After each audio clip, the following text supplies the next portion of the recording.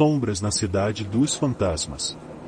Numa noite nevoada em Pripyat, sob a luz pálida da lua, 5 aventureiros destemidos, ansiosos por explorar os mistérios da cidade fantasma, adentram edifícios deteriorados e ruas silenciosas. O tom sepulcral da cidade é quebrado apenas pelos passos sussurrantes e pelos rangidos sinistros dos escombros. Ao se aventurarem mais fundo, as sombras ganham vida, dançando entre as ruínas contaminadas. Os exploradores, inicialmente intrigados, logo se veem envolvidos por uma escuridão crescente, enquanto sussurros de uma era passada ecoam nos corredores vazios. Pinturas desgastadas ganham vida, retratando eventos aterrorizantes que marcaram o último dia dos habitantes de Pripyat. No coração da cidade, os aventureiros descobrem um antigo refeitório escolar, onde as sombras convergem. Lá, uma manifestação sombria toma forma, revelando os rostos pálidos e distorcidos dos moradores originais. As figuras espectralmente iluminadas pelos destroços da usina nuclear contam histórias de dor e tragédia, enquanto a temperatura ao redor parece despencar. À medida que os exploradores tentam escapar, correndo pelas ruas desoladas, são perseguidos pelas sombras, que murmuram promessas de um destino inevitável. Ao alcançarem a borda da cidade, o grupo se depara com uma visão perturbadora. Pripyat se desfaz diante deles, transformando-se em uma paisagem infernal. A última lembrança que levam consigo é o eco de lamentos que ressoam na escuridão enquanto fogem. De volta à segurança relativa, cada um se pergunta se eles foram testemunhas de eventos sobrenaturais ou apenas espectadores da agonia persistente de uma cidade condenada. Na melodia da solidão. Na ilha abandonada de Ashima, conhecida como Ilha dos Fantasmas, um músico solitário em busca de inspiração se aventura em um bloco de apartamentos desmoronados.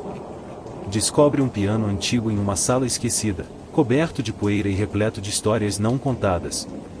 Ao tocar uma melodia melancólica, a ilha silenciosa ganha vida, revelando segredos enterrados nos destroços. A música ressoa pelas ruas vazias, e sombras indecifráveis começam a se materializar. À medida que o músico continua a tocar, as almas presas entre as paredes dançam uma dança macabra. A melodia ecoa através dos corredores desgastados, enquanto o músico é assombrado por visões do passado, revelando tragédias que ocorreram na ilha antes do abandono. No ápice da melodia, o músico percebe que a música despertou algo além de simples recordações. Figuras espectrais emergem das sombras, com olhos vazios fitando o músico. As almas, agora libertas momentaneamente, compartilham seus tormentos, transformando a ilha em um espetáculo assustador de desespero e sofrimento acumulado. Ao encerrar a melodia, as sombras se dissolvem, deixando o músico sozinho entre os destroços. A ilha retorna ao seu silêncio sepulcral, mas o músico é assombrado pelas memórias daquela noite. Ele parte, mas a música ressoa em sua mente, lembrando da fina linha entre a beleza e a tragédia que ecoam nos lugares abandonados. O espelho da desolação. Em uma mansão decadente de Detroit, uma mulher curiosa explora os corredores empoeirados. Encontra um espelho antigo, adornado com detalhes soturnos. Ao olhar fixamente para sua própria reflexão, algo dentro dela parece mudar. A sala se enche de um ar pesado, e o eco de risos distantes preenche o vazio. Cada vez que a mulher se olha no espelho, vê diferentes versões de si mesma em situações cada vez mais sombrias. O reflexo revela tragédias iminentes, e a linha entre o que é real e ilusório se desfaz. A mansão, agora impregnada com a energia do espelho, transforma-se em um labirinto de possíveis futuros. No ápice do terror, a mulher se depara com um reflexo que a mostra em um estado irreconhecível, presa em um destino inevitável. O espelho parece absorver sua essência, enquanto sombras escuras se movem ao seu redor. A mansão treme com uma presença sobrenatural, revelando as consequências aterrorizantes de suas escolhas. Desesperada, a mulher quebra o espelho, liberando uma explosão de energia sombria. A mansão volta ao seu estado abandonado, mas a mulher se encontra de volta ao momento em que entrou na sala. Ao sair, ela se pergunta se escapou do destino predito ou se o espelho apenas revelou o inescapável. As marcas do terror permanecem em sua mente, questionando a natureza da realidade e do destino. O último suspiro de Centralia. Em Centralia, onde um incêndio subterrâneo arde há décadas, um grupo de aventureiros intrépidos descobre uma entrada secreta para os túneis abandonados. Guiados por uma luz trêmula e murmúrios inquietantes, eles mergulham nas entranhas da cidade fantasma. À medida que avançam, a temperatura aumenta, e sombras dançam pelas paredes como chamas enlouquecidas. Explorando as profundezas, os aventureiros se deparam com pinturas nas paredes, retratando a cidade em seu auge e em chamas. Os murmúrios aumentam, transformando-se em lamentos agonizantes. Visionários, eles testemunham flashbacks dos dias finais de Centralia, onde os habitantes lutaram contra a iminente tragédia. Cada passo é acompanhado pela sensação de calor crescente e vozes sussurrando desespero. No coração dos túneis, o grupo se depara com uma câmara onde as chamas subterrâneas parecem dançar com vida própria. Sombras se materializam, revelando os rostos angustiados dos que um dia chamaram Centralia de lar. As vozes se unem em um coro de despedida, ecoando pelas câmaras subterrâneas como o último suspiro da cidade condenada. À medida que os aventureiros deixam os túneis, sentem um frio súbito substituir o calor opressivo.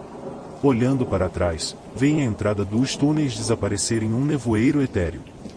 Centralia permanece em silêncio, mas a experiência deles é marcada pela visão dos fantasmas subterrâneos. Cada membro do grupo se pergunta se testemunharam a última dança das chamas ou se apenas começaram a desvendar os mistérios ocultos nas profundezas da cidade perdida. O despertar das marionetes. Em Pripia, um grupo de curiosos exploradores descobre um antigo teatro abandonado.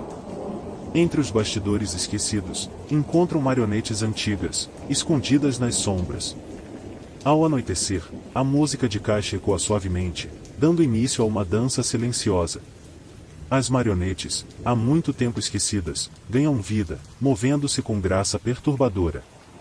A dança macabra das marionetes parece ser conduzida por uma força invisível. Os exploradores, inicialmente fascinados, percebem que as marionetes retratam eventos do passado de Pripia. À medida que a música intensifica, as marionetes começam a imitar não apenas os movimentos, mas também as expressões e emoções daqueles que um dia ocuparam a cidade. No ápice da performance, as marionetes se voltam para os exploradores, olhos vazios fixos neles. A música de caixa acelera, e as marionetes avançam de maneira sincronizada, como se tentassem recriar a vida que perderam.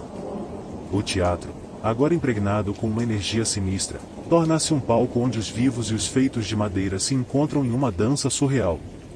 Assombrados pela visão perturbadora, os exploradores fogem do teatro. Ao saírem, a música desaparece, e as marionetes voltam à sua imobilidade. Nos dias que se seguem, os exploradores não conseguem esquecer as figuras de madeira, se perguntando se testemunharam uma tentativa das marionetes de recuperar a vida ou se apenas presenciaram um vislumbre do que a cidade um dia foi, antes de cair no esquecimento.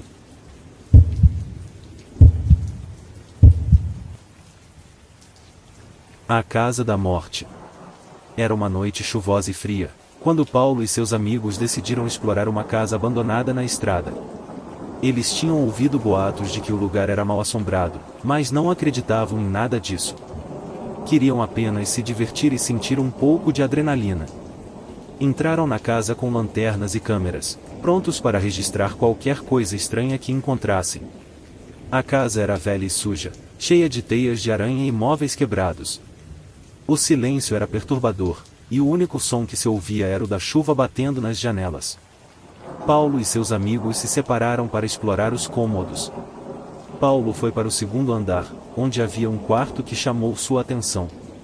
A porta estava entreaberta, e ele viu uma cama coberta por um lençol branco.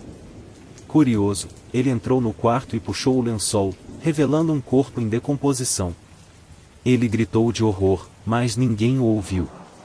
A porta se fechou atrás dele, e ele ficou preso no quarto com o cadáver. Ele tentou abrir a porta, mas estava trancada. Ele bateu na porta, mas ninguém respondeu. Ele olhou para a janela, mas estava quebrada. Ele olhou para o corpo, e viu que ele se mexia. Ele ouviu uma voz sussurrar em seu ouvido: "Você é o próximo."